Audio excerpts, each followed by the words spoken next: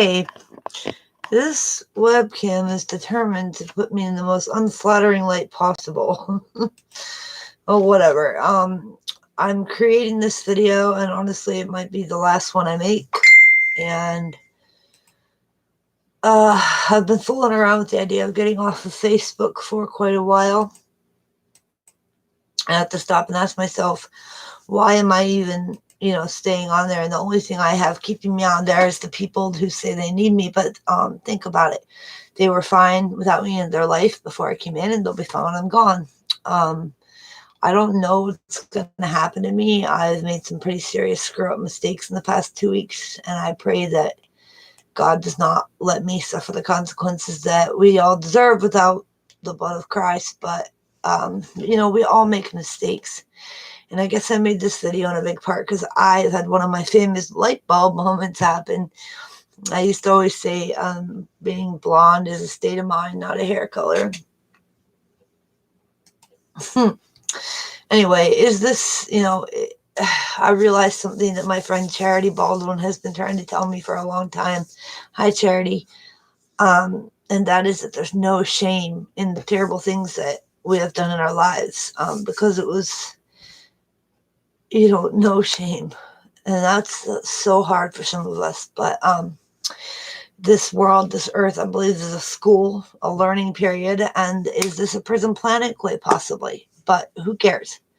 If we know to love, then we should love.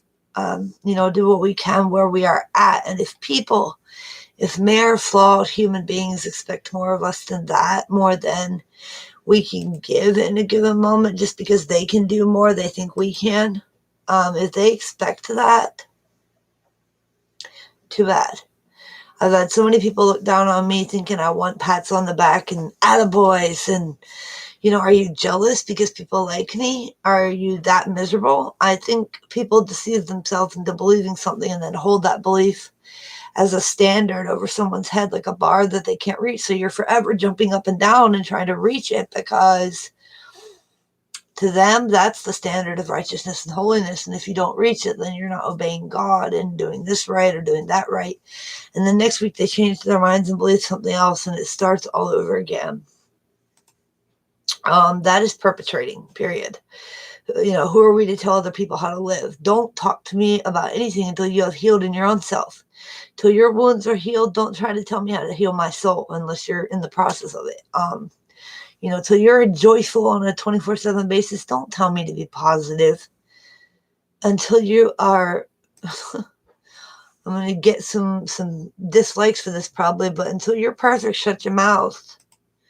We were never put here to judge others. I put my foot down with that. We were called to love and show them by example what Christ in us, the hope of glory, meant. Never to use the word of God to further injure an already fractured person and soul.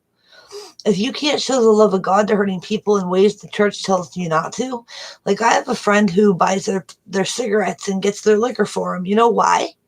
And she's the most loving person I've ever met. And she does that. You know why? Because love is not what you were taught or what I was taught. Love is Christ, and he doesn't condemn. No shame. None. Zero.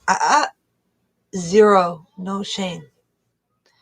We have been given a really unique gift, I think. This is for the Lyme people in Morgellons and the chronic sickness people. Like, we've been given this gift, an opportunity in the midst of the torture we go through with sickness and targeting and harassment and torment. We have a gift, and that gift is this one moment in time to show the world what Jesus is, what love is, whatever you call it, who love is. Christ in us means something bigger than most of us could ever imagine. I mean, it means God in us, literally. We have this one moment in time gift wrapped so that we can be the arms of mercy, the hands of grace, the lips of peace to those the world casts off, like me, like many of you. We're one in more ways than one. Love one another. Stop putting that in a box and putting rules and restrictions. Love one another. Otherwise, hush up. For real, for real. All people who are healers and mentors and stuff. I mean, I think almost all of us have experienced the dark side. We have to comprehend the entities and forces that we're helping other people with before. I mean, like, it's one thing to read textbooks and know stuff in your head, but to actually, I'm not saying you can't help somebody if you only have that knowledge, head knowledge, but experiential knowledge, getting in there in the dirt, in the mire, and seeing that dark side and experiencing it and maybe even becoming it for a while. You have to understand. You have to, my friend Anton, who has the most awesome reaction channel ever. It's called Arc Vision. Please check it out, ARC Vision.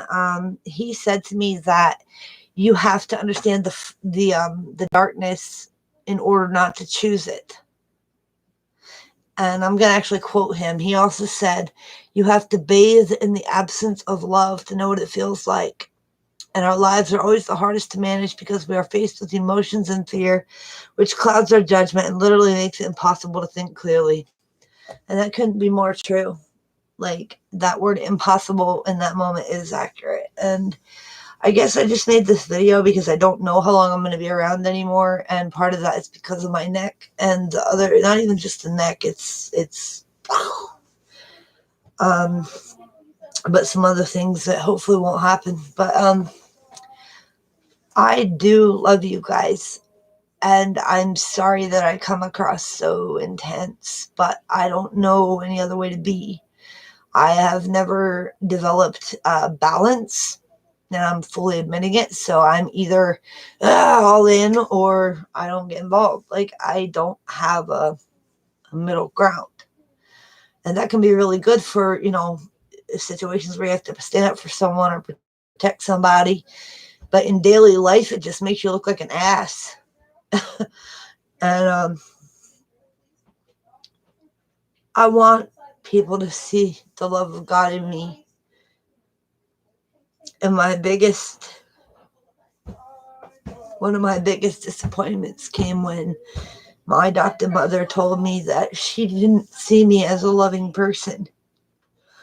Like, I have stayed up, all night before, day and night. I take phone calls from people all over the world who want help with Morgellons and Lyme disease and the protocols. And I help them because the best I can. But the thing is, I pour energy and time and love and compassion and my heart and soul and just into each person I talk to, because I see them as individuals. And to have your own family say they don't see you as a loving person. Now, with my family, it's a bit different because of abuse and stuff when I was growing up, and just who my family is, it's a long story, but I have so much love in my heart, and I was born that way. And I just want you to know, to document this moment in time where I'm saying, I love you, and it's going to be okay. And no matter who mocks you or calls you crazy or makes you feel less than, you just remember you're a warrior, you're a saint, you're beloved, you are incredible to God, to me, to other people who truly understand and want to see you well, want to get well, and just want the world to be a better place than when we came here. We want to help leave it better. And, sometimes it really seems like we're working against ourselves just to show that love, because I spent all that time on other people. My own family doesn't see that I care. And I think they know in their heart that I do. It's just they get mad so easy, and I don't know how to deal with that, so I stay away. Oh, I'm going to go. I didn't want to cry and act like I have to stop talking down to myself, too. It's a problem. But it's a problem I will overcome, because with every bad thought, with every bad thing, I will say the opposite. I am loved. I am cherished. I am held. And it's going to be okay for me, too. I love you guys. And I hope you know that. If there's one thing I want to be known for, it was love, not pushing things on people or attention seeking. You know, I see you, the ones that say that behind my back and everything else, like, and the ones that don't understand, like, you're misinterpreting everything. All right, well, I love you, and I hope you have a wonderful night, and that this week brings you guys something special, something beautiful, and something that means a lot to you. So, mwah. God bless you. I love you.